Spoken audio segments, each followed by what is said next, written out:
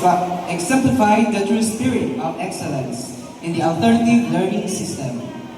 At this point, the awarding of medals to our graduates and completers with high honors and highest honors, and the presentation of certificates of recognition to the highest scorers in the END test, together with the respective ALS teachers.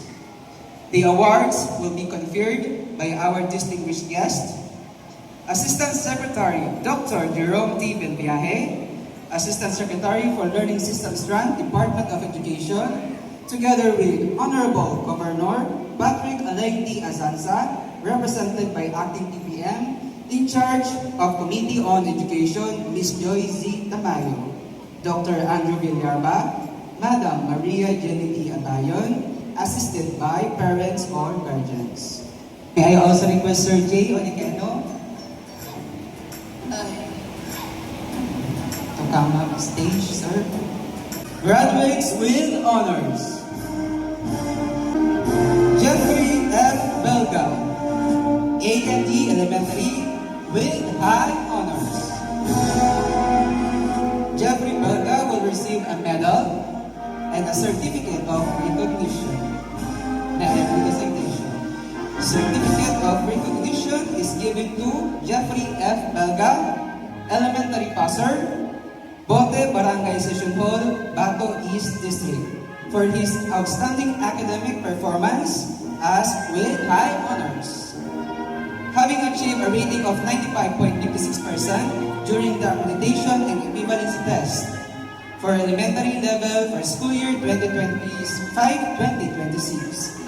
Given this 14th day of July 2026 at Virac Sports Center, Rawis, Virac, Catanduanes. Signed, Maria Jenny T. Abayon, Assistant Schools Division Superintendent, OIC Schools Division Superintendent. ALS Teacher, Beverly A. Timenya, a certificate.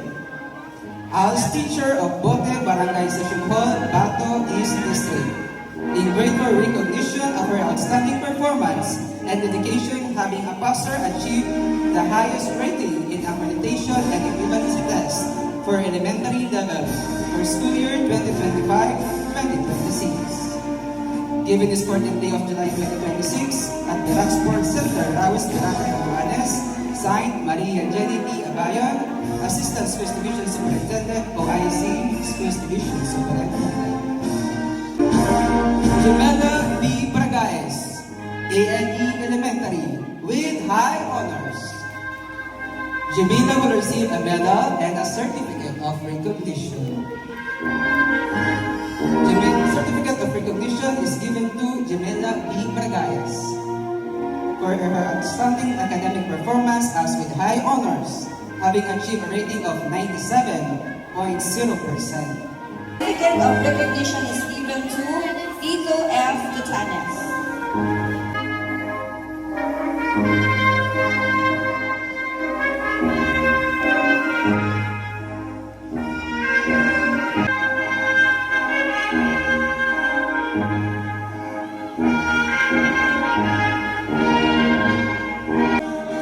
Michelle Tenorio, Bentikayan Session Hall, CLC, Baras North District, with high honors.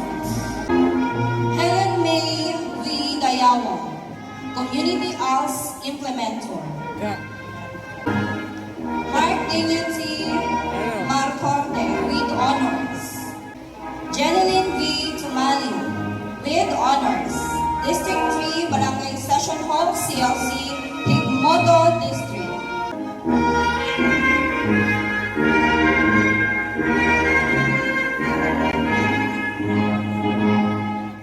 Maria Teresa F. Toledo, ALS Teacher, District 3, Barangay Session Hall, CLC, Higmoto District.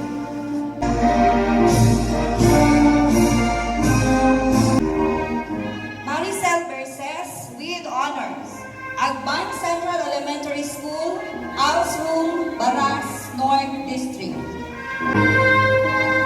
Certificate of recognition is also given to Maria Cristina B. Torrecampo, ALS Teacher, Agban Central Elementary School, ALS Room,